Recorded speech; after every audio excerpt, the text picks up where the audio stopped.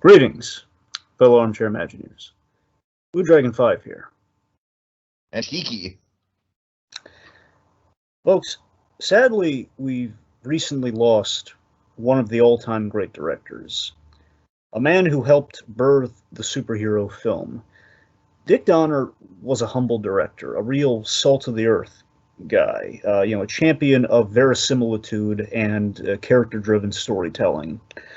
So, given the fact he passed after Superman 2's 40th anniversary, fittingly enough, and that this was, technically the last film with his name on it, oddly missing from HBO Max, it just seems right to talk about the original Superman-centric director's cut that deserves all its press. As our humble little way to remember and tribute the great Richard Donner by way of that one time Hollywood rewarded the man who made us believe a man could fly all over again with Superman 2, the Donner Cut.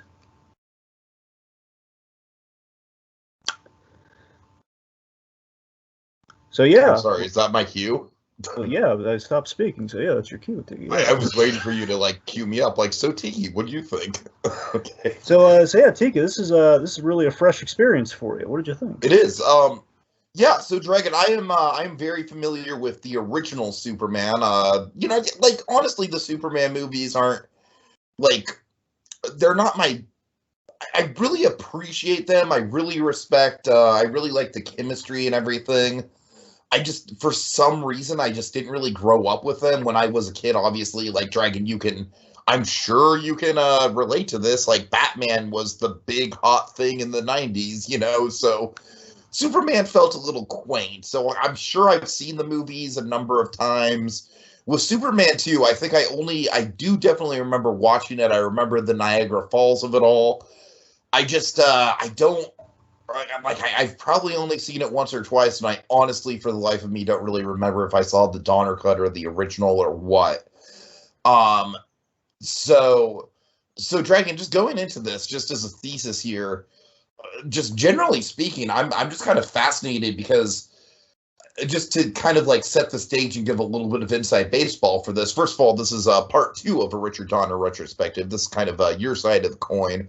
My side of the coin was the Twilight Zone, which we did for Nightmare at 20,000 Feet, which is Dragon. That blew my mind that Richard Donner directed that thing. I did not know that Richard Donner directed that thing until after his death, which I feel ashamed of because that is genuinely one of my favorite pieces of media. I really feel like I was shocked you didn't know about that.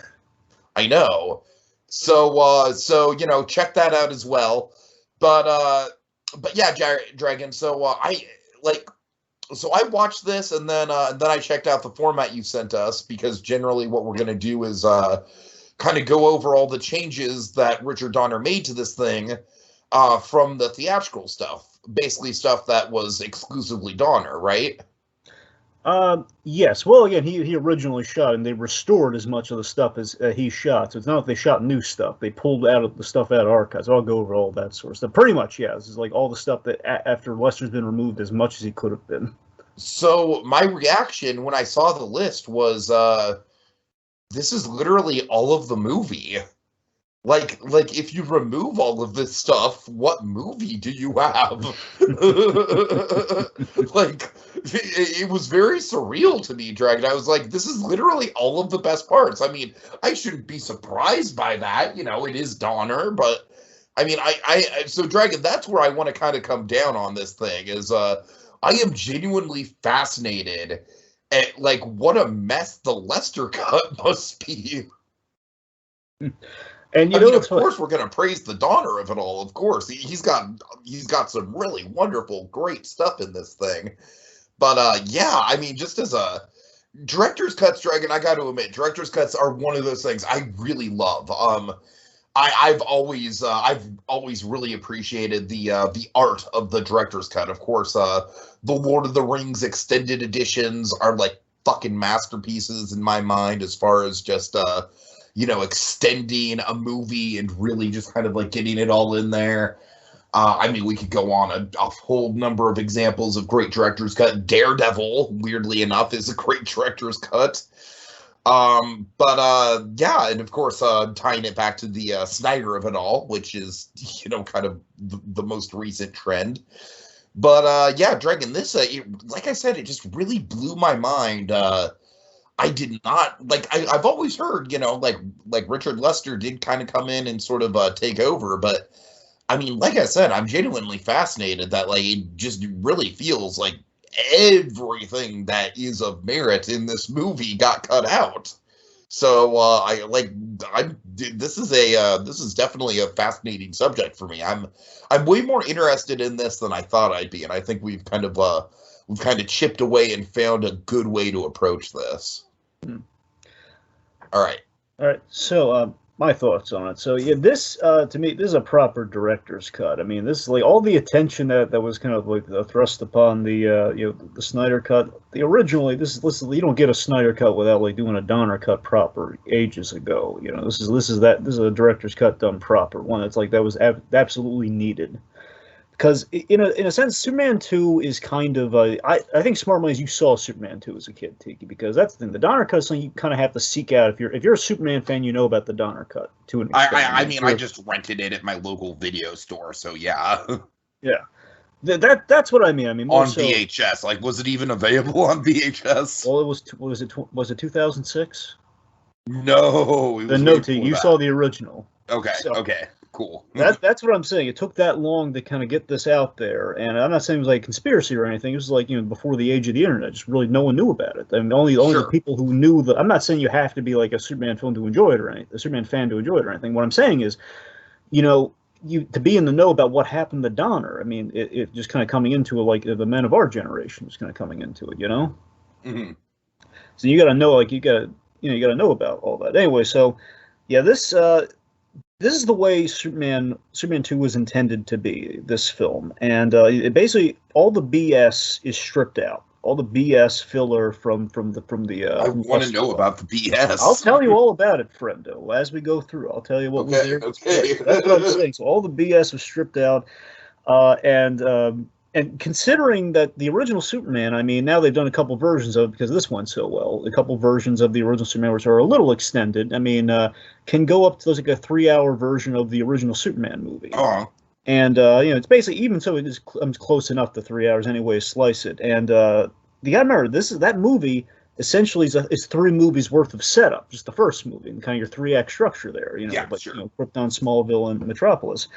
This, because of that factor, seeing what Donner's version of it is, it's lean, it's mean, it's a gripping adventure for Superman. You know all the characters already. It's all been wonderfully teed up. We challenge him not only physically in this film, but ethically with the big questions. This is the payoff to everything that we set up, where we set up the rogue Kryptonians, we set up the love story, we set up the father-son story, all of which are properly told here in undeniably the go-to Superman sequel of the bunch. I mean, there's a lot of infamous Superman sequels. This is like the one time you can say there's a great Superman sequel to this movie, which again, a lot of people say Superman 2, you mean the one where he throws the cellophane S? No, not that one. He doesn't throw the cellophane S. I have affection for the cellophane S simply because of Good Family Guy. I know, Good Family Guy. Still, that's what I'm saying. I love how we just have to, it's not even the same show. We just have to just make that distinction. We do. The early Family Guy was a great show. Family Guy today, it's heartbreak. Nothing but heartbreak. Anyway. So let me tell you the background here. Again, so let me preface my background here. It's unimportant. So the two favorite making of stories of any film or film franchise for me has always been the making of the original Toy Story and the Superman films, particularly the first one, which bleeds into this one. So that's what I'm saying. Those are my 2 favorite stories in all of cinema and how these movies got made. And fun fact, I found about this recently in the wake of Donner's passing, and this gets me really excited. So Kevin Smith, he was actually in talks. I don't think it went anywhere for him specifically, but they are developing, at least they were developing with Richard Donner, a project on basically a biopic TV series on the making of Superman. Oh, really? Oh, which, wow. You know me. I mean, unfortunately, it's going to be on Apple Plus, it seems, which does not thrill me, but still. God, fucking Apple Plus. I did see a silver lining with Apple Plus, but it's like a dingy silver lining. It's the fact that I finally was able to procure a copy of Defending Jacob on DVD, but it took forever for them to do that. So eventually, it might come to DVD. I mean, folks, just to get it in there, just really quick with Apple Plus, the fact of the matter is, I don't mind paying for the content there. It's just you cannot watch the content if you don't have an Apple device, and that is just fucked. Apparently, the only way to do is you're gonna have to wait forever for like a non-announced date because they don't want people like waiting for the DVD. You'd have to wait for them to eventually release it on DVD. It's like, do you want us to pirate your stuff, Apple? Do you want us to pirate your stuff? Because if we don't have access to it, and it's like we would give you money, but you don't want our money, apparently. I make no bones about it. If they do that Superman show, if they end up fully making, which I really hope, it gets made because I really want to see that show. I will anything it takes to see that show. Yeah, for sure. They brought it on themselves. So, all right. So let me tell you the story here. With all that in mind, how much I love this story. I'm going to tell you what's relevant to the Superman 2 of it all. So Superman obviously was a huge undertaking. The first time we're going to do a superhero film and do it non-campy like we've done with the '60s Batman show. We're going to do it proper. We're going to do it upright. Richard Donner had like a moral responsibility to get it basically to make sure they don't screw up Superman, but make it all campy and jokey and stuff. Pretty much how it kind of ends up under Lester's pen with Superman 3, as you can kind of get a glimpse of. So, anyways, Lester did Superman 3 too. That's what I'm saying. Superman 3 is it. If you want to see what this movie would have been like with Lester from the start, look at Superman 3. Dragon, I watched Superman 3 as a kid as well, and believe me, I remember how bad it was. There you go. So, the point being, Superman was a huge undertaking because they're flying without it just looking like Peter Pan was like a thing that was not done back then. They had like rear projection and everything. They had to figure all that out in the first Superman movie. So there was a lot of pressure on Donner with this undertaking of basically doing the first superhero film, really. And he basically what he did is he shot the first two movies simultaneously. Okay, so that's not back to back. Wow. Which is crazy, right? I mean, that's super ahead of its time, yeah.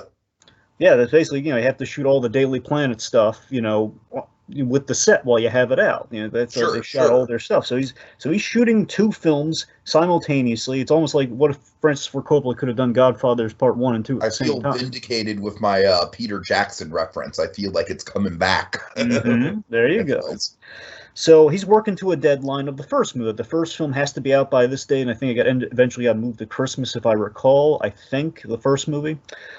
Second one was summer, which is why the anniversary passed recently. So, you had these two guys. You had Pierre Spengler and Alexander Salkind. These guys Salkind was like a father-son operation. Spengler was like the partner in the business. Anyway, so these guys are the producers. These are bad guys for the piece. So Spengler and Salkind, they were always on his case. They were very much trying to cut the budget and everything without realizing we're doing things that have been attempted before. We really got to make this special. If you want to work some stuff out, let's work some stuff out. Don't just like pull the plug on the money at the last minute when we need stuff to happen here. So Richard Donner, he hated working with these guys. He kicked them off the set pretty much. Like, I don't want these guys on my set at all. Like, he banned them from the set. He could not deal with them. So here's what happened. This is big. So Richard Lester enters the picture. Oh boy. So they a new challenger appears. Exactly. So here's what happened. So they were already circling because they're having such a tough time with Donner. They were circling, okay, if we could replace our director, who would we go with? Richard Lester, who's basically known for his... Wait, hold on, hold the phone. Lester, didn't he do A Hard Day's Night? I don't know I want to say yes, but I don't know 100%. I'm going to go with, I really think that's what he started with. Right. Which is fucking weird because I actually really like that movie, but obviously it's not like when I think Hard Day's Night, oh yeah, I think Superman. Well, he did. If not that, he was the main thing he was known for. The Salkinds, got him for was the Musketeer movie. I think it was the Fourth Musketeer, or like just. I know there's a Three Musketeers. I'm saying I forget if there's a movie called the something. Yeah, it was Richard Lester did Hard Day's Night. That makes a lot of sense. Well, there you go. So, all right. The point is that the idea is that Richard Lester, he's like a producer's director, and that he's like the yes man director. So anything the producers say, he's like the Brett Ratner of his time. Well, I don't know was that really Brett Ratner's style? He was a yes man for the producers. I feel like that before all the shit went down with Brett Ratner. Yes, I feel like that was kind of his style. I never really heard that, so fair enough. Anyway, so the point is, so Lester, basically, they were kind of like sneaking Lester in the movie, essentially, where Richard Lester was a go-between. So we walked up to Donner and said, "Hey, listen, I'm just going to go anything you want to say to them, just tell me, and I'll relay it, and vice versa." So he was on the set a lot, and people were getting a little nervous. And basically, the writing was on the wall that they want this other director on the set, and it's like there's a lot of pressure on Donner, and they essentially is in the air that they all got, are they going to fire our director on this movie and replace him with Richard Lester? So the tension, if there was already tension, that would drive my anxiety absolutely up the wall. I could not deal with that. I know, it's so impressive that Donner is able to sift through all that. Uh-huh. So anyway, so the tension's in the air. So the point being, the first movie's done. So they put the rest of the shooting on hold for 2. Okay, so all the Superman 1 stuff is finished shooting. Because, Stu's like, okay, guys, we got to finish up the movie. So he gets there and he finishes it up. They take a break on shooting the remaining 25% of the film. Okay. So he shot 75% of Superman 2. Okay, so they're taking a break, basically, so they can premiere the movie, edit, and everything. So basically, the film comes out, it's a huge hit, and then the press does what they do best. They interview people. Press, they interview the producers about, like, the reported tension on the set and everything. The producers are playing it cool, like, it's part of the process. And Donner, again, salt-of-the-earth guy, a strong coffee that he is, he gives an honest answer, which, I think is a little bit more charged, like, if they're on it, I'm not, which I think really is his way of saying, if they're on the set, I don't want them on the set, essentially, but really, it's like, if they're on Superman 2, I'm not. Mm-hmm. So, but again, Hollywood types, they always say stuff in the press that they're going to take back, which is kind of like, it's like, oh, they meant that, but they're actually, Josh Trank, man. Exactly. So the studio is, oh boy. So then we have some studio thinking that happens here. Oh boy. So they send Donner a telegram. So Richard Donner gets a telegram, and a telegram tells him that he's about to go out and film the rest of the movie. He's already been paid, so there's nothing there. So he was paid up front. He doesn't want any more money or anything. He was very passionate about making the movie. He was going to go there to finish it anyway, even though what he said in the press, like, he wasn't going to not do the movie. He was just going to make a big stink about it. I don't like these guys. I'm going to finish the movie though. So he gets a telegram. The telegram fires Donner. And it tells him, here's the I forget if his agent relayed this information to him through a telegram or if it was directly from the studio, but he gets a telegram that tells him he's been fired, he's been replaced with Richard Lester, the yes man director, and also told a few of the changes that they're going to make, and the most insulting of which is, we're not going to pay for Brando, we're not going to use any of the Brando stuff in Superman 2. Wait, was the Brando stuff already shot and they just didn't want to pay for royalties? Yeah, they didn't want to pay for royalties. They didn't want to pay him that's fucking crazy. Being in the movie, which again is the most expensive way to say. You already shot the man. You already that's ridiculous. All right. Because they don't want to pay him for the work in 2. If it's a deleted scene, I guess they don't have to pay him. At least that's maybe how it used to work. I don't know. So it's like one of the many. They must have paid him for his time. I'm sure. I'm saying a royalty issue. That's what I'm saying. It was a royalty issue or something. Yeah. It makes no sense at all. So one of many, in quotes, economic choices for the movie. So Richard Donner, his partner in crime on the movie, essentially he was a creative consultant in credit, but he was really like the writer after the initial draft was written.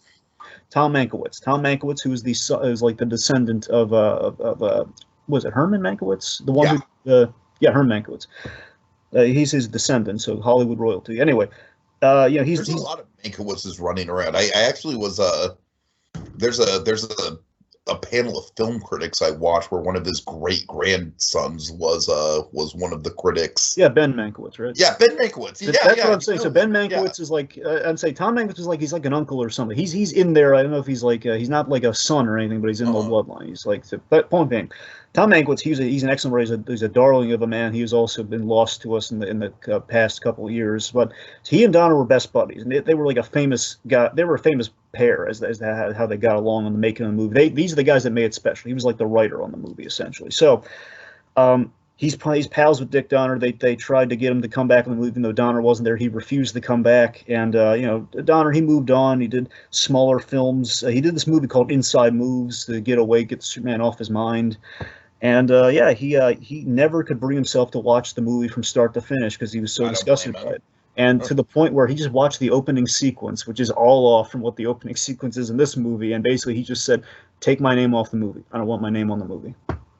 So that's why Superman 2 says specifically is Richard Lester and not Richard Donner. And so our story, the reason we're talking here, because years later, in the early internet, if you will, there was an early internet movement where many people, a lot of people were asking for the Donner cut. They wanted, they knew it existed. They knew, like, oh my God, he was fired off the movie. He shot 75% of it. Where did that go? So thanks to a man by the name Michael Thaw, I want to say he was an editor. I don't know if he directed anything before this, but he was a filmmaker, big film fan. He found out about this, and he led the charge in all this. Like, okay, I want to assemble the movie with you. He brings Donner on. They do this Herculean thing. This is in 06. We don't have, and this is a film that was shot in this, essentially a little bit before the 80s. So they had to ship the film out of storage, out of archives, and they had to bake the film. They had to like sift through it, and like you can't do it digitally at all. Like it's not like when Snyder did his director's cut. It's like you have to go through all the film painstakingly, literally cobble it together, then punch it up with some CG and effects of, not so much CG, some computer effects of 06 to construct that 75% of footage into a finished film and try to make up for that 25% and kind of do what they can with it. And the reason this was possible, because you're wondering, like, how the heck did Warner Brothers approve this? And we have to go through like a whole army of fans and everything for the Snyder cut. Well, Warner Brothers, they okayed this, most likely, and I can't verify this 100%. I'd like to say they did this as a tie-in for Superman Returns, which came out the same year. Like, I mean, you would think so, right? Because Superman Returns is essentially like the Richard Donner Superman 3. Like that was the mission statement of that movie. Yeah, it's a love letter to, again, I'm not saying it's a successful love letter, but it's a love letter to Richard Donner. So so that it's like, hey, we got a big Donner-esque movie. Let's put Donner in the mindset. I don't like Wonder Woman 1984. Like that movie is a better love letter than Superman Returns, which is kind of sad. Well, I mean, look, I don't want to hash this out again. But let me just put it to you this way. A lot of people have said Wonder Woman 84 is more so like the Richard Lester Superman 2 than it is the Dick Donner Superman 2, so which would explain a lot. I mean, that's totally fair. It does have some Donner moments in it, though. Sure. Anyway.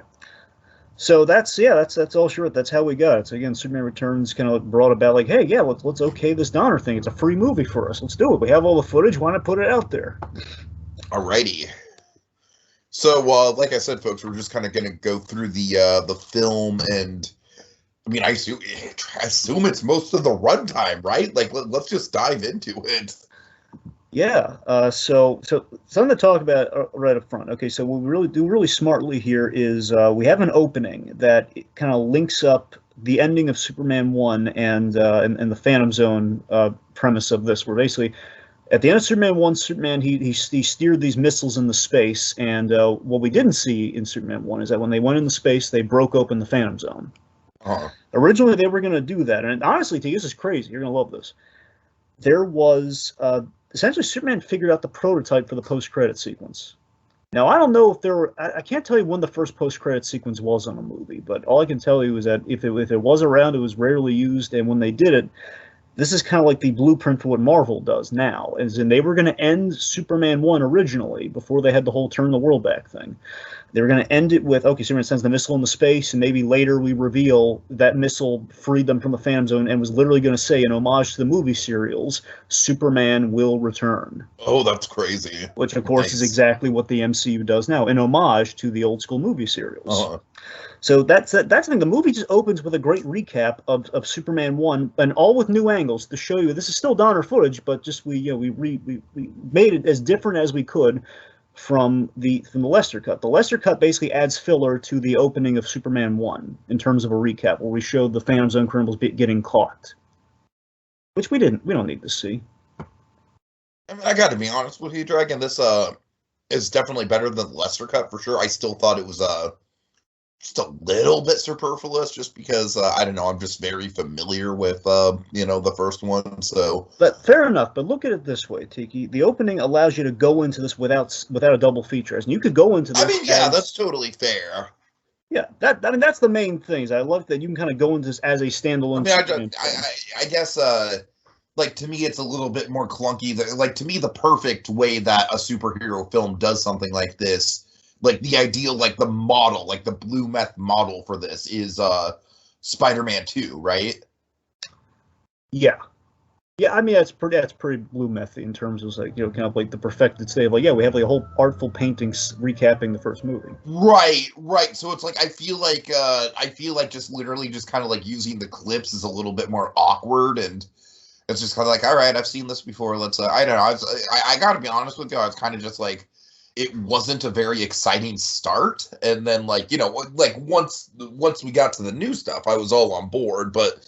It does take a minute to get going. Okay, well, again, the operative point is that, okay, we're connecting the cause and effect of it all, which we did not get in the original movie, where he sends the missiles into space, and that's what frees him from the Phantom Zone, versus what's in the Lester cut, where Superman stops a terrorist bomb threat in the Lester cut, and he throws it into space, and randomly it hits the Phantom Zone. That's dumb. That's what I'm saying. At least there's, I know it's mainly for a recap purpose, but it does have that big hanging shadow. But okay, so this is what frees him. For sure. And again, that's what I'm saying. I think just the whole like unconnected Superman adventure that basically tells you everything you need to know and recaps the origin. I think it kind of serves in the kind of that sense. But fair enough. Okay.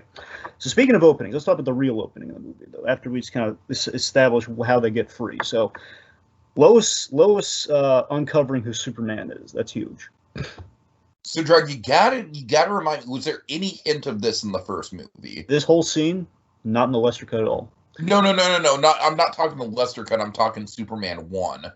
Like, was there any hint of Lois being suspicious of him? There was one moment. There was one moment of suspicion where after Superman saves her and basically you turn the world back to kind of save her from dying in the earthquake.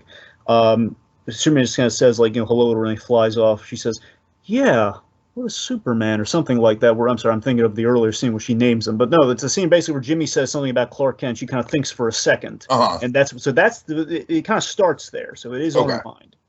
It's like a little moment, but that's kind of where she's starting to think about it. She kind of with this opening, I don't even know what to say. I love it. It's classic Lois Lane, Dragon. I'm a big fan of this character when she's done well, which is honestly in maybe about, I don't know, roughly 60% of the media I've seen her in.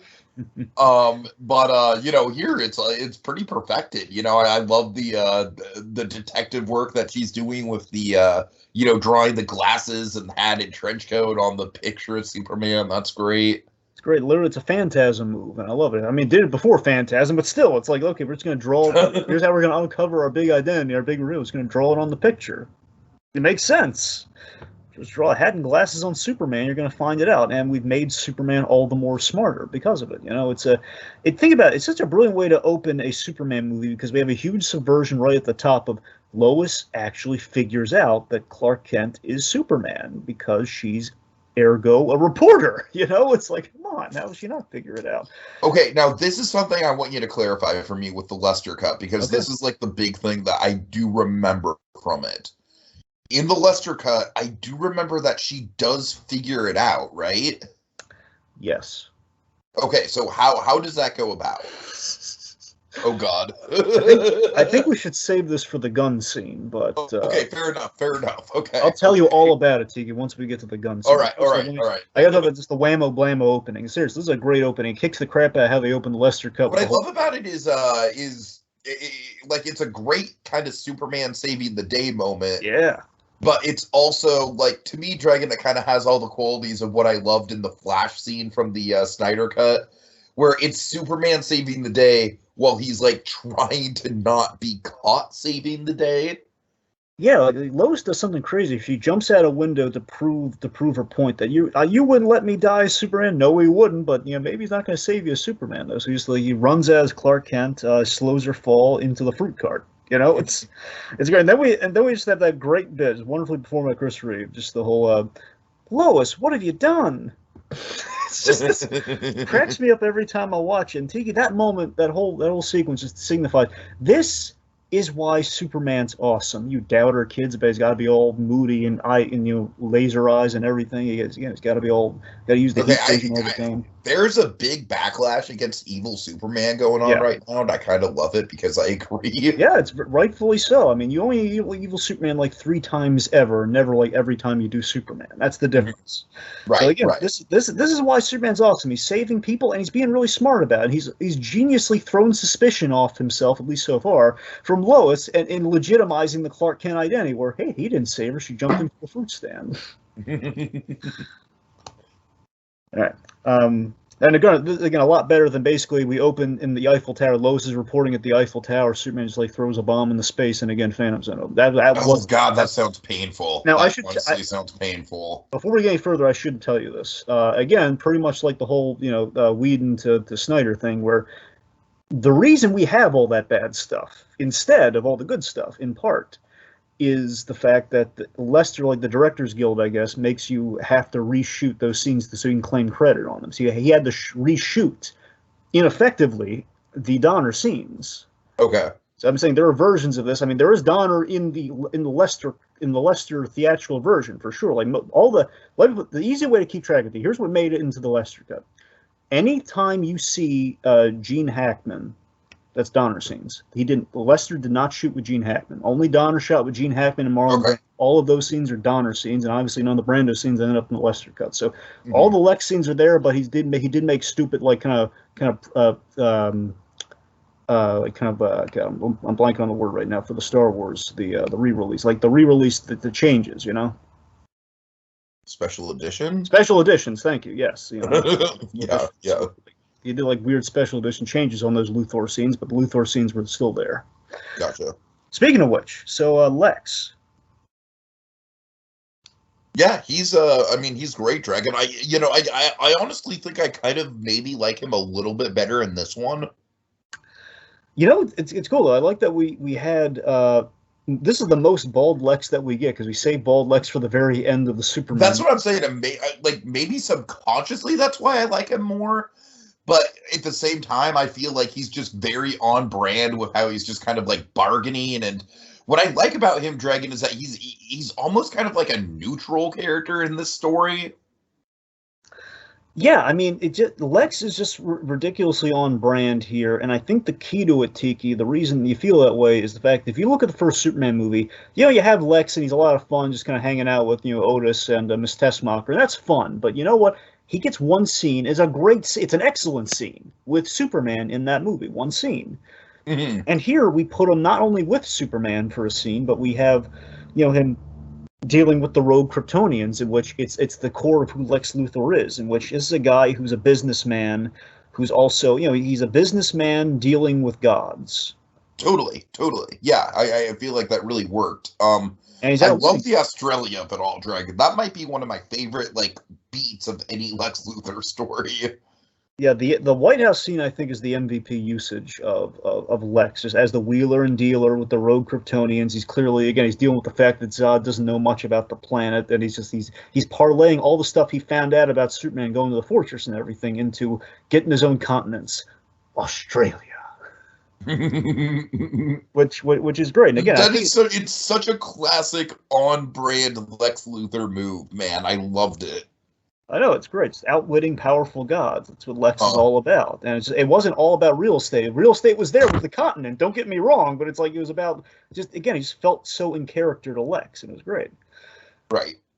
And also, all the prison stuff too. They cut a lot of that out some of that out in the Lester version. But it's the fact that he escaped. I like the irony when you look back on it years later that Lex escapes via flight. It's kind of it's fitting given his rivalry with Superman. The fact that he can't. It very much reminded me of how Red Guardian escapes prison in Black Widow. Little bit. Just saying. Yep, and also, of course, Miss Tessmacher's, to shout her out, kind of a prototype for Harley Quinn to an extent, in which we take a Maul from the '60s Batman, but we give her depth, and that we have the depth in Superman 1, mind you. I'm not saying there's a lot of depth here, but just on principle, it's kind of Miss Tessmacher, kind of like what if we kind of like, hey, we have a pretty girl working with the bad guy, but my mother's on that train and she saved Superman the first one. Gave her layers.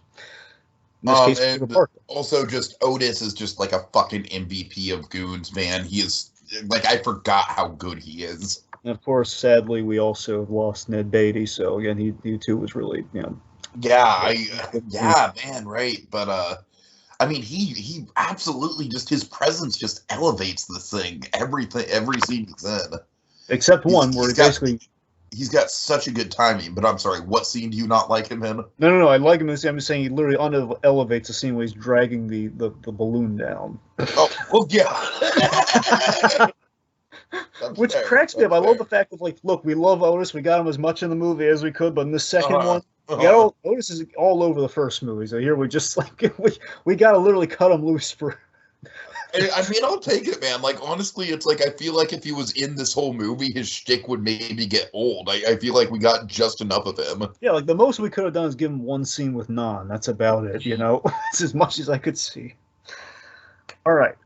Okay, let's see. So, also the fun this is like Tom Ankowitz dialogue, by the way. Lex giving like all the nicknames to Zod, just making fun of him. Yes, my fullness. Oh, yeah, yes, sir, your turbulenceness. Yes, the impatient one. A lot of fun. Okay, so sorry, you brought up earlier. So the big identity reveal scene. We got to talk about the gun scene. Okay, so I don't know. I want to know if you caught this or not. Okay. So. The gun scene is really special and it's really clever, and a big reason for that is this is a key scene that separates the Donner cut from the Lester cut, and the way they made it was these were two audition scenes separately for Christopher Reeve and Margot Kidder. So they cobbled together these two auditions where basically Lois Lane had the rooftop scene, when they interview each other for the first time in the first movie, and this scene, the honeymoon kind of like gun scene.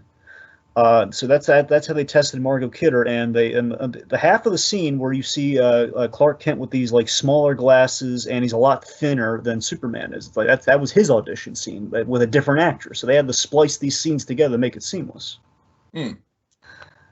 Yeah, I mean, look, if you really look at the Clark Kent side of the scene, you can kind of see the difference. But it's a great scene, and more importantly, it's the fact that we just have this ingenious way that Lois gets the best of Clark here, and just finding out, basically out-bluffing him here.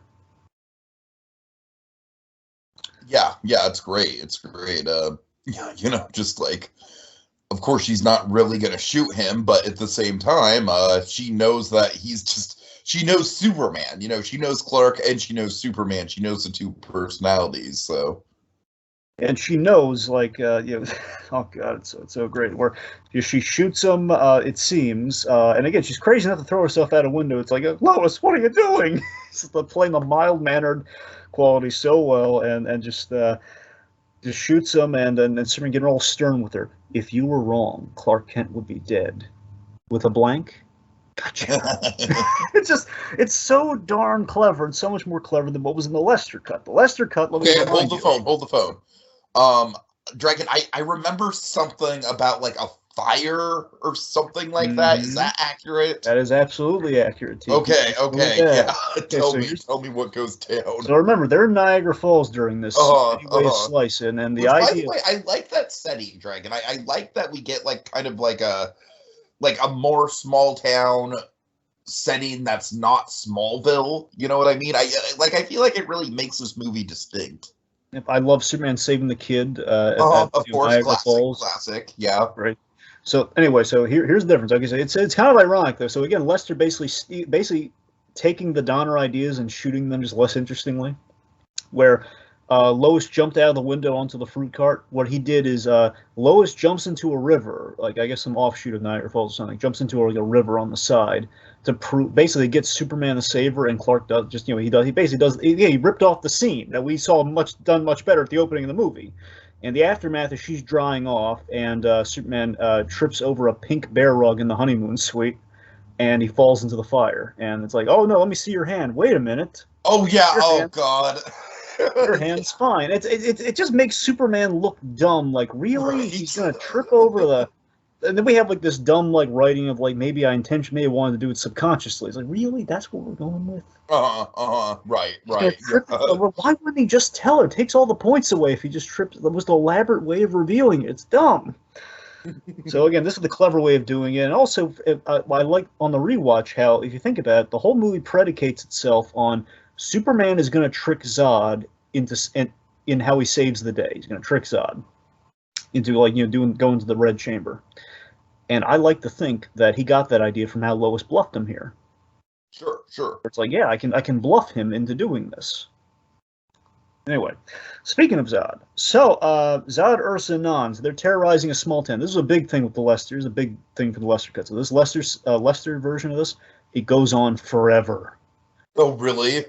Like, that's what I'm saying. Like, there's like anime levels of filler in the actual theatrical cut. Oh, wow! So that's where a lot of the runtime goes. That's what I'm saying. 'Cause this movie, think about it, this movie's like an hour and 55 minutes. That's including the credits. Okay, and like, they have like their lovely tribute to Chris Reeve at the top of it too. That's what I'm saying. So we have like little bits like that makes it it's a really tight hour 50 minutes really. Yeah, absolutely. Sure. Well, this is probably your standard like 2 hours, like at least just up to or maybe more than 2 hours, I imagine. So the pacing here, the pacing here is great for the A plot and the B plot. Where, think about it, we have they break free from the Phantom Zone, which always is a cool effect, by the way, a little spinny diamond thing in the sky, a little glass prison's awesome. They go to the moon, they terrorize the astronauts. They end up on planet Houston. And basically they're discovering their abilities, and all the while, so again, basically as the Kryptonians arrive and they're getting stronger, Superman is getting more vulnerable with Lois, which is a great thing. Like, as he's getting more human, they're getting more Superman-like. No, I absolutely noticed that arc, and you're absolutely right. I really love the build-up of the Kryptonians here. And the difference is you have a sense of dread of, oh no, they're getting stronger, and Superman's getting a little less Superman-like. In the movies, he's kind of become more human, which this is going to be bad for him when these two paths eventually cross, because we know, very famously, you will bow down before me, Jor-El. You, and one day, your ass. Of course, yeah. He's gonna go after him.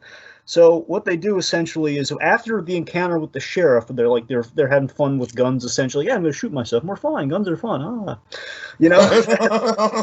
So basically they keep leaning into, okay, so they walk into the small town and they're just waiting for Superman. It's pretty much like a Dragon Ball Z filler episode. Like, okay, we're gonna wait for Cell to show up. Oh God. We're just gonna basically they're stirring up trouble in a small, like Ursa's getting into an arm wrestling contest. What the funny thing is, Dragon, I can totally picture that out of Lester, because that honestly sounds like kind of a scenario from Hard Day's Night.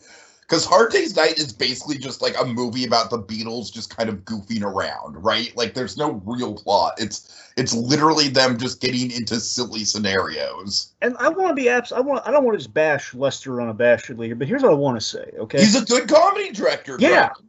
That's what I'm saying. So I want to be clear. Okay, what is in the theatrical cut? Okay.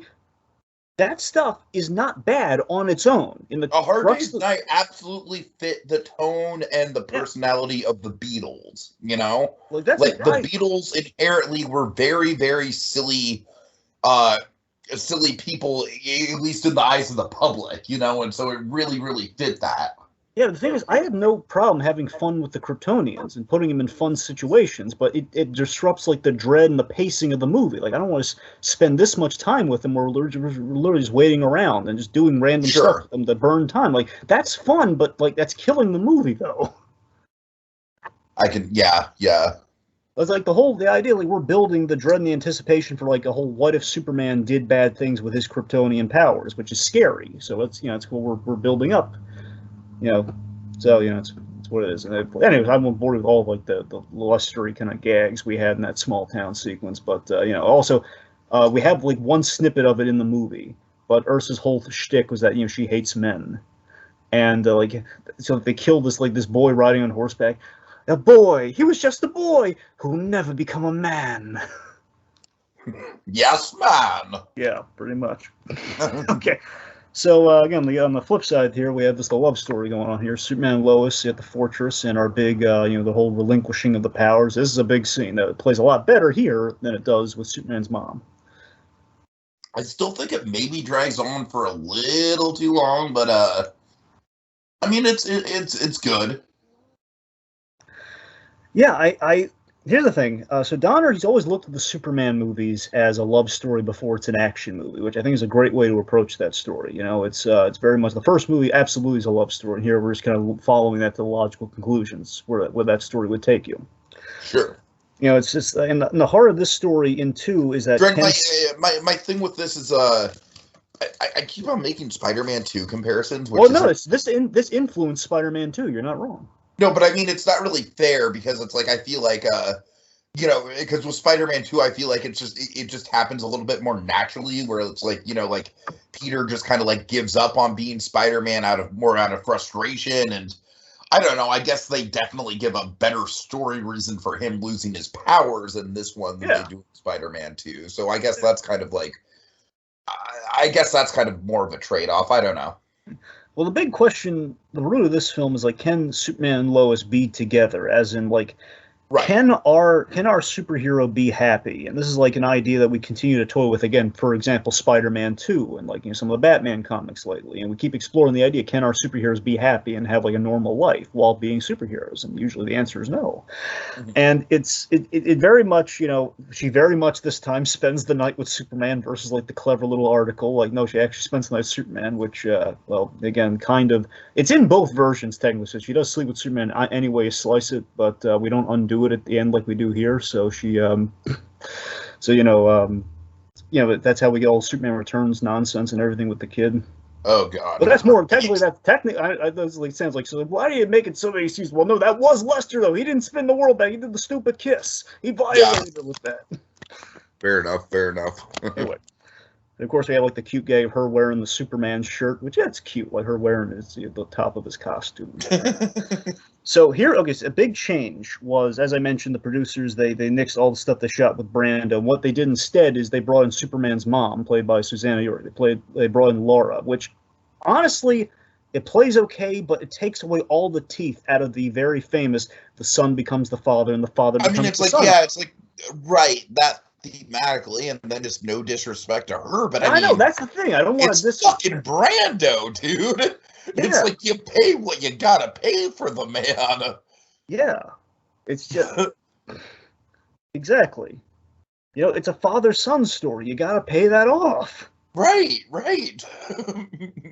You know, all right, so here's what's great. We have that great pointed scene between father and son. It's very much rooted in Greek myth and the human experience of a son rebelling against his father, what he wants, what he thinks he wants. And it's such a gutsy move when you think about it, that, you know, to take, the try, basically you're going to have Superman having a justified selfish thought here. Superman is having a selfish thought, like, haven't I done enough for these people? I want to be happy too. I mean, when will it ever be enough? You've mapped out my destiny for me here, and basically you've said I can't be happy. Well, how am I supposed to? It's a really interesting problem to give Superman, right? Yeah, so again, totally. So then, of course, I love my favorite bit in this that you do not have in the other versions. I love Jor-El glaring at Lois like, you made this happen. I don't know how I feel about you. It's like the big floaty head glares at Lois and she steps back. Right. And also the whole we do the Red Sun weakness in this movie, which I love that, you know, this movie does not just rehash kryptonite. You know, we took another weakness Superman has, but we made it a conscious choice versus like he happens into a Red Sun thing. Like, no. We brought in the Red Sun in a really plot-centric way. I think it really played. Okay, so let's see. You want to talk about the action overall? If you want to jump anywhere else, by all means. I'm just throwing out the action. Action, I don't. The thing with the action is that I really appreciate, of course, this is like in an age where it's pre-CGI, except for some touch-ups here and there. So it felt really refreshing to watch a superhero movie where most of the stuff was practical. Oh yeah, well, I mean, yeah, it's all practical here, yeah. I mean, that felt super refreshing, Dragon. I really miss when because even Raimi films, you know, they indulged in CG for sure, but they had their practical moments, and believe me, I feel like we're getting more and more away from practical as we, especially with superhero movies. Believe me, if they could have done Doc Ock completely practically, I'm sure they would have. Oh, I'm sure they would have. Yeah, exactly. If it were possible, right. You know, some things you have to do CG, and it worked No, effectively. but I mean, but they did Doc Ock as much as they could practically. Yeah. So that's what I'm saying. Yeah, certainly. Yeah, I always loved like the White House scene, particularly with the action too. Like, we're just going in there, and basically, look, there's not much of a difference here. And basically, it's a little bit more cool gunplay in the Donner version, where the idea is like Zod gets a gun in his hand. He's basically having fun shooting. He doesn't need to shoot people at all. He's just having fun doing it. And also, Dragon, I just want to. I mean, I feel like we'd be remiss if we didn't just highlight the great Terrence Stamp. I mean, my God, he is chewing the fucking scenery. Absolutely, I love his performance in this thing, Dragon. It's so crazy when you think of it. Terrence Stamp, he has like it's like one scene, but it's a great scene in Superman. Then we get to go full tilt with him in this movie. Right, so, like, right, yeah. Like, and again, we have like the great lines. Like he's tough talking the president. Says, "I see you are practiced in worshiping things that fly. It's wise to do so," or something along those lines. So I see you're practicing worshiping things that fly with seeing the crest of the White House, the eagle. It's like, yeah, it's genius. Like, oh God, Zod. He's having such a great time. It's just it's like the Shakespearean quality of Superman. I mean, I just think, just generally speaking, I mean, first of all, I love the wire. I love how we advanced the wire work from the first movie, where it's like, first movie we saw "You Will Believe a Man Can Fly," right? Like, yeah. And then this movie, right off the bat, we're getting 3 people flying around in space. Mm-hmm. What it kind of feels like the evolution, like from the Muppets movie to the Great Muppet Caper with the Muppets on the bikes. You know what I mean? Yeah, yeah. It's like we're pushing it, man. We're kind of doing the same thing but bigger. Exactly. All right. So yeah, and of course, it's I always love the president has one scene, this really great scene. E.G. Marshall plays the president. This is a really good president, man. Right, and that's what I'm saying. It always drove me crazy. Man, E.G. Marshall has one scene. My God, is he a legitimate president? Fictionally speaking, he's so. Somebody's like, "What I do now, I do for my country," and it's a great moment where he doesn't initially surrender. It's like a whole fake out and a bluff, and I love that. That is Zod's undoing, falling victim to a bluff. So it's kind of great. He sees through. I love how Zod's whole thing is just getting people to kneel. Yes, it's just like it's such a simple character motivation, Dragon. It's very ripe for parody. Don't get me wrong; it's been parodied to death for sure. But I don't know. There's just something so charmingly comic book about it. Absolutely, and I take it you really got to see Terrence Stamp tell some of his stories working on the set of Superman 2. It's a really this delightful story. Like he's chewing out the guy playing Non, and he's like basically just him into characters, just like, "Jack, get over here," because he just yelled at him. He's like this huge towering guy walks over to him. It's awesome. Yes, and also the Metropolis. The big standout, the thing that really influences all the action Spider-Man 2, actually, literally, the thing that always had a big impact on Raimi was the Metropolis fight when Superman comes back, and we're doing all the great action bits, like for example, throwing the manhole cover.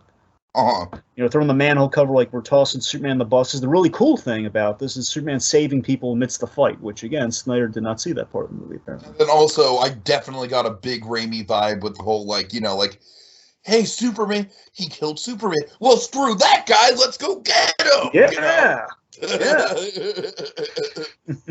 That was great. That was like classic. Like, you mess with Spider-Man, you mess with New York. Yeah.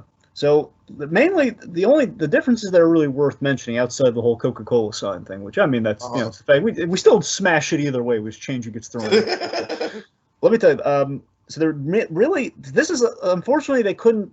The movie almost is like no Richard Lester scenes exist in the Donner cut, with the exception of the fight, because for continuity's sake, they have to keep some Lester bits in. And that only makes sense, sure. Now, and again, like Lester's action is not bad. The problem is that during the action, this gets really bad in Superman 3, is that he has comedy within the dramatic fight scene.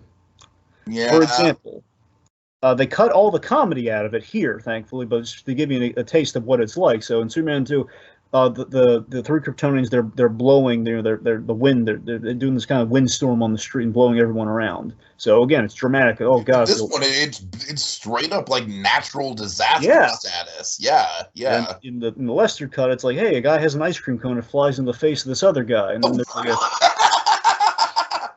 yeah.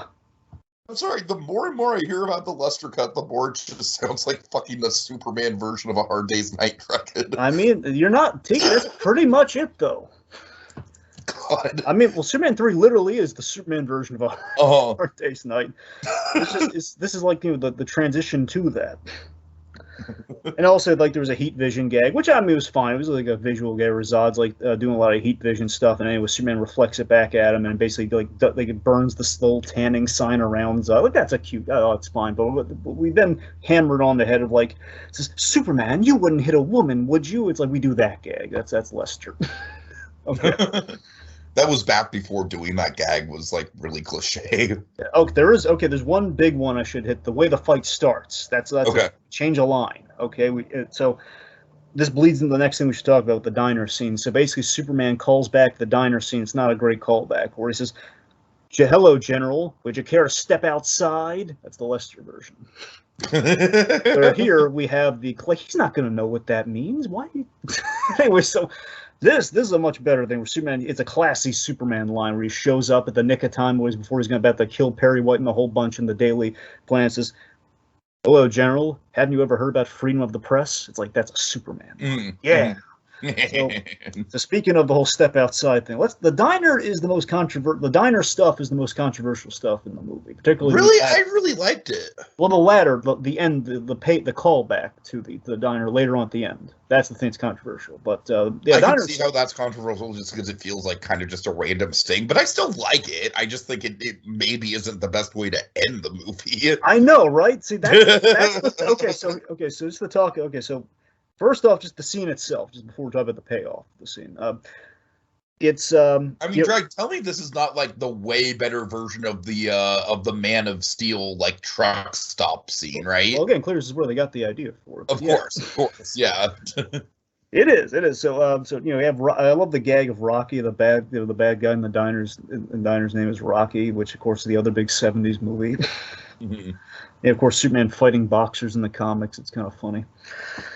So yeah, this is just that brutal realization of a god, of an ex-god's mortality, just as he just gets the crap beaten out of him. And I love that it's not so much that he lost the fights, the fact that even without his powers, Clark Kent still has the integrity of Superman, and his optimism is not supported by him being the Man of Steel anymore. As in, that guy hits him in the back before they even hit the outside, And that guy's fighting dirty as all get out. He doesn't even throw a single punch because he's a man of honor, waiting for him to get outside and everything. It's really, it's a heartbreaking. It's hard to watch your heroes get beaten like that, I mean, especially with the bigger context of like the Christopher Reeve thing, Yeah, certainly. Yeah, it's heartbreaking. It's heart-wrenching, more accurate. Right, yeah. So the controversy comes from the ending, the controversy. I don't agree with this, but the people got up in arms because Superman is returning. And again, this is all Lester. I'm sorry, this is all Donner, by the way, I should say. And here's how you know it's Donner. It's like, would you rather Superman do something like this or him do what he did in Man of Steel? Like, to me, this is clearly the better option at the very least. See, my defense is very simple. It's that, well, he didn't punch the guy. He didn't hurt the guy. That's what I'm saying, man. He humbled a bully, okay? And he paid for the broken pinball machine. First of all, that beat right there, like, I love that beat so much. That he paid for the pinball machine. Yes, right? Yes. Sorry for the damage. Basically, it's like it's the sunnier version of the Star Wars moment. Right, I don't know, man. It's like, for me, it's like every element of this feels on brand for Superman. It's like, he's not really using physical violence. He's putting the bully in his place. He's paying for the damages. I don't get how that's controversial. To me, the only thing that I could see being controversial about it is, like, it's kind of a weird thing to tack on to the end. I'll admit that. And you know what I chalk that up to, Tiki, honestly? Huh. I chalk that up to, again, this is before we have a post-credit scene. This absolutely would have been this totally would have been the post-credit scene, absolutely. And it's basically by the end of the movie, by proxy, if you made this movie today, this would absolutely be like a mid or post-credit scene or something. For sure. That's the difference, and we didn't have like a thing for that back then. So that's why it's at the end of the movie in this state. But you're right, though, it does come off a little weird. We do this, and then hey, Superman got revenge, and he's flying off smiling into the camera as he usually does. It's like, okay, that's the journey we went on. All right. You're right. That's what I'm saying. You're right. The credit I can give to the Lester version is that it ends with him on the top of the White House, like it's a very huge American, like he's holding the American flag, reconstructing the White House. Sir, I'll be here when you need me. That's a good ending. Don't get me wrong, but obviously wouldn't fit with how we end this movie. So I mean, I'll give Lester points there. But anyway, so fun fact though, you'll notice anyone all the critics who basically praised all the Donner stuff, like we love Gene Hackman in this movie. Well, no, Lester didn't shoot any of that. You'll notice Richard Donner has a cameo in the diner scene. He's the guy. He walks outside the diner as they arrive, so he is in the movie in both versions. So they couldn't cut him out of the movie. That's funny. Hilarious. Okay. Yeah, let's see. All right, so okay, we have to talk about the most important scene in the film. All right.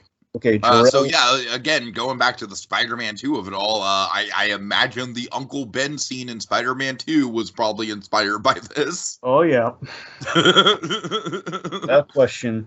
So Tiki, this It's also kind of got a little bit of Star Wars in it too.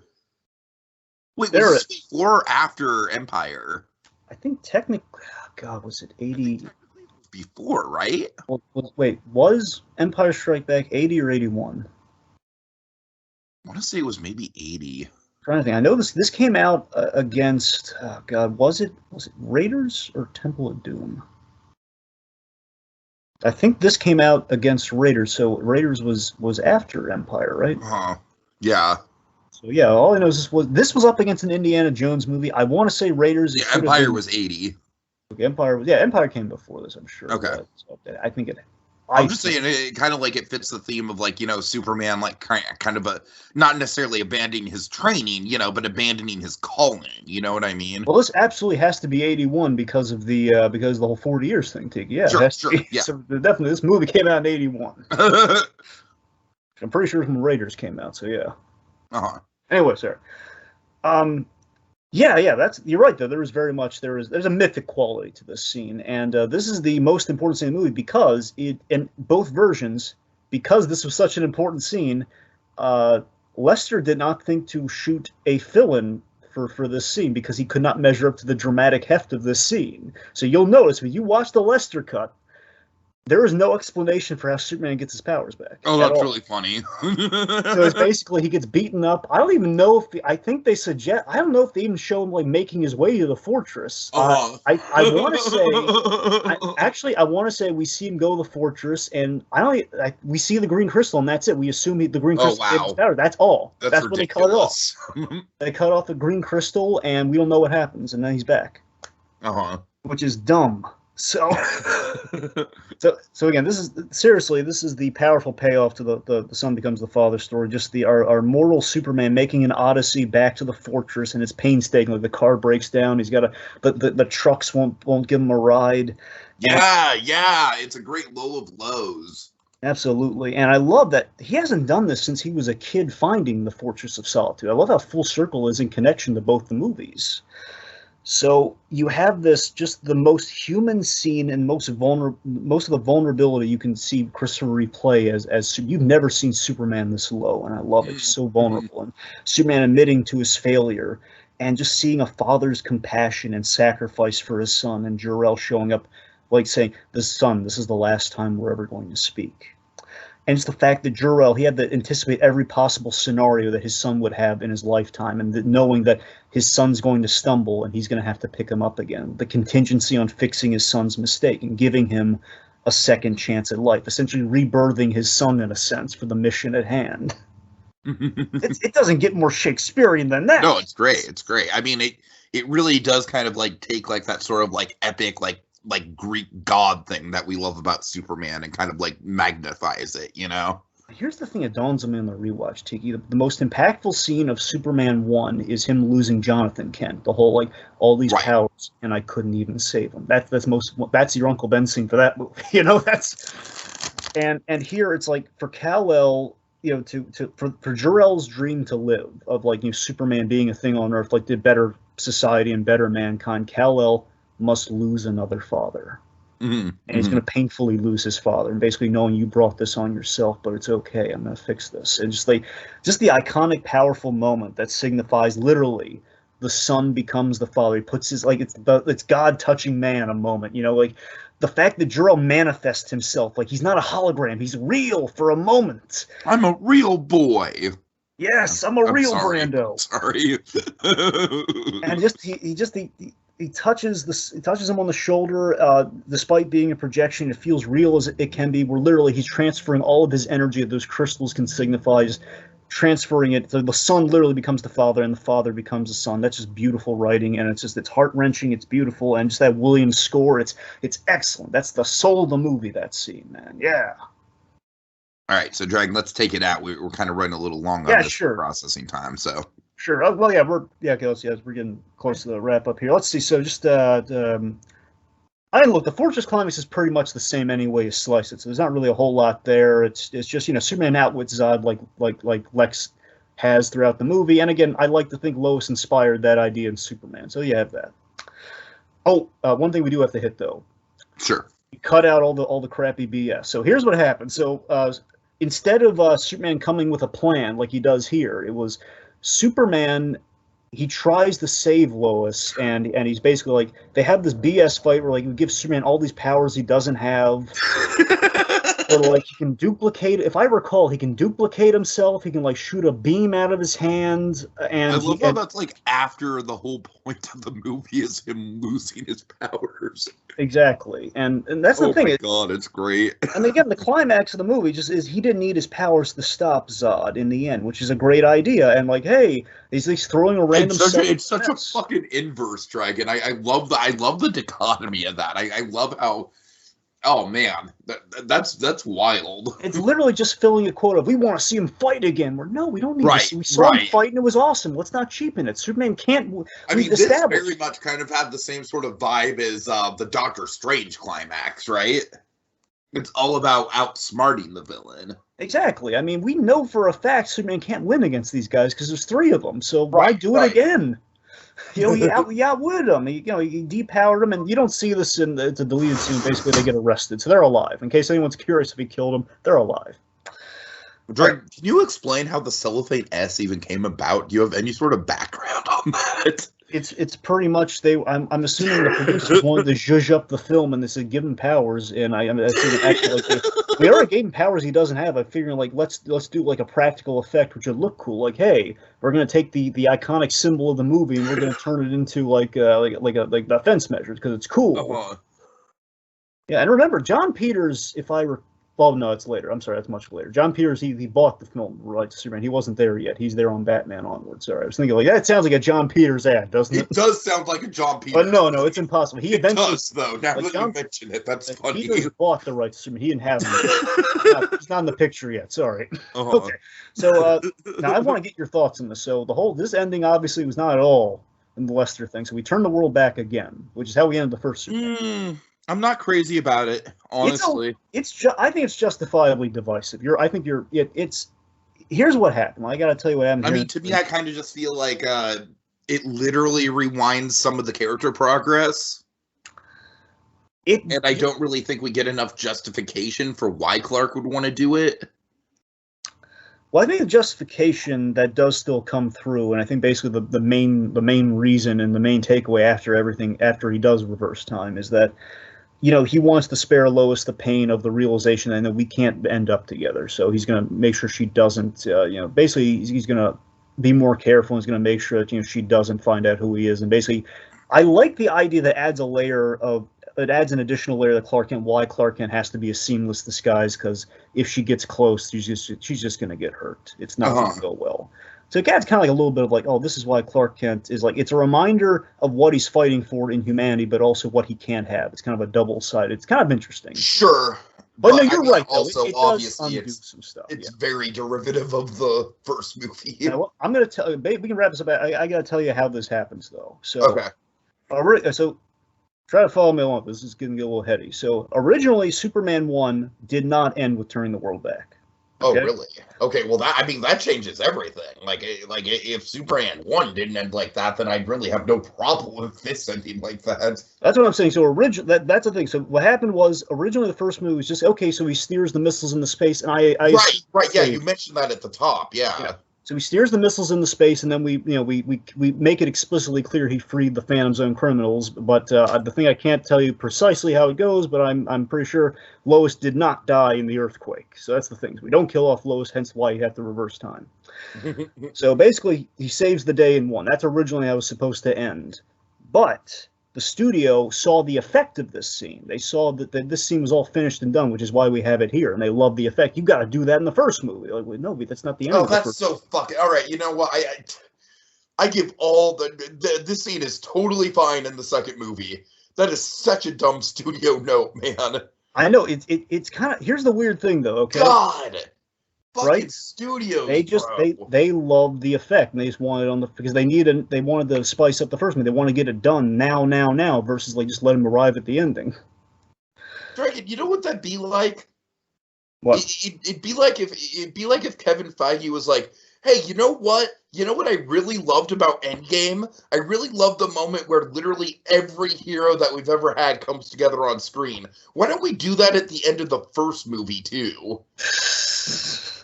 You know, it's like, what are you doing? You're right.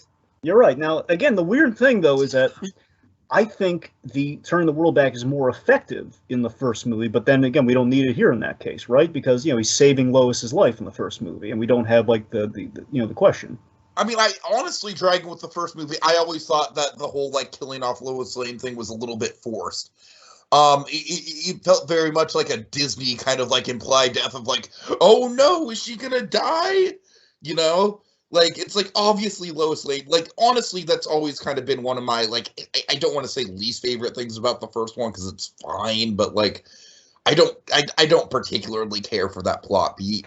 Well, I love it for Christopher Reeve's performance of losing Lois, and then the whole, like... Sure, yeah, the performance is good, I just don't like the plot beat of it. I mean, well, that's fair. I'm just telling you, that's what I like about that scene, where he just, he flies up in the whole, son, it is forbidden, you can't interfere in the affairs of man, that whole thing. Anyway, so that's why it's a sticky wicket, because I get the sense that if, knowing that they ended up with the film they ended up with the first one, I'm sure had Donner been allowed to stay on, they would have come up with a better ending, or a different ending. They would have come with, like, they wouldn't have, I'm saying if Donner had ended up just still doing the film instead of the whole Lester coming in and doing stuff, they would have probably figured out, they would have ended the movie just like, okay, we're not going to end both movies the same way, okay? Right, yeah. So this is purely showing you what the original intent was, and they had the footage. That's purely why, again, they couldn't shoot new footage. This is why we put on the original ending. So it's a historical thing, this is what it would have looked like. And it's still, the effect does look awesome anyway, you slice it, right? Yeah, I mean, that's totally fair, yeah. And again, we had beautiful acting by Margot Kidder. The Margot Kidder had this, one of the great things that came from that is that she legitimized Up in a way, as she just says, as she's like crying in the scene, well, there he goes, Up and away. Like, that's an excellent way of legitimizing that. Yeah. And that's pretty much the movie. So final thoughts, Steve, what do you got?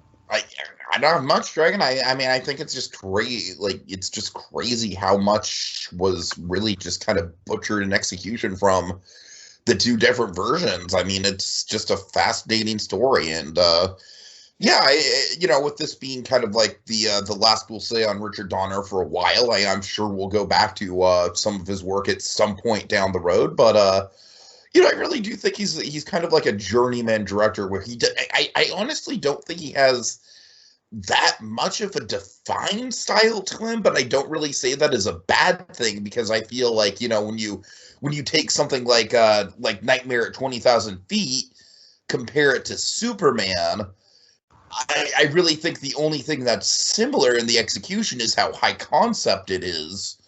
But with that being said, I think that it just goes to show that the man can direct, like really good psychological suspense as good as he can direct, wholesome, like apple pie Americana superhero stuff. So that's just my last word on Richard Donner in general, Dragon. It's really impressive just across the board, and I really should look into more of his work. Yeah, the best, especially some of the other Twilight Zone episodes. I know I said that before, but I really do intend to look at some of his other Twilight Zone episodes. Yeah, the best director's a versatile variety for sure.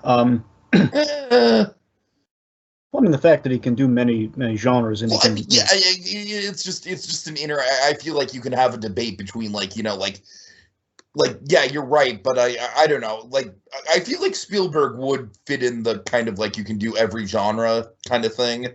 But then I also really respect filmmakers that have a very distinct style to them, like the Finchers and the Wes Andersons of the world. But I digress. I guess the point is, like, you can be what the movie needs him to be. That's kind of my point. Sure. Okay, so the final thoughts for me, it's the last words on Donner mainly. Look, even at 75%, you can see how much better this is than the theatrical cut, the Lester cut. It makes it all the more tragic that Donner was fired off the film, because he and Ankowitz, I left this off the intro, saving it for the finale here, is that they had tons of ideas. They wanted to do more Superman movies. They had places to go with it. They were going to go in really great directions. In fact, they were offered to do Superman 4, the movie. But, you know, there was no fixing it at that point. After the damage had been done, like silly I don't stuff. blame them. Yeah. And also, I mean, I'm just assuming Canon was involved, and Canon would basically mean the budget would be non-existent, which is not a way to make a Superman movie. If you saw what they were doing trying to save a buck, imagine if they didn't have a buck at all. Well, we saw it. No, Superman 4 didn't go well. So, you know, this film is a lovely tribute to what Donner put into his film. You know, it's real people, relatable problems amidst fantastic and bigger than life circumstance. You know, it takes a director without an ego who's lived some life, who's a great storyteller to make it work. And without this film, even in the watered down state that we got theatrically, just all the Donner that we did get in that movie, along with all the lesser, probably essentially overshadowed, you know, we don't get a Spider-Man 2. We don't get more Zod, you know, and all the times that we've seen him, you know, adapted here and there. We don't get like the loving homages to the Superman movies. You know, we don't have a chance a sequel could measure up to the original in places like the Donner cut could, you know, by argument. It's Richard Donner, just in summation, he was a good man. He believed in people like Christopher Reeve. He believed in saving animals. He was very anti-fur for the whole of his life. He always wore this pin that was like, you know, anti-fur. It was a big cause he believed in. He loved his wife. He was a happy guy in life. And, you know, the cast and crew, the tragic thing to you is that the cast and crew of Superman are dwindling. We're losing, there's so few of them left now. We've lost so many of them. But they're going to be forever immortal, like Superman himself, because of these films, because they hit such a chord, because they were made so well and with so much love. All right, well said, well said. Okay, thanks for watching, folks. Have a good night. Up, and away. You will kneel before Zod.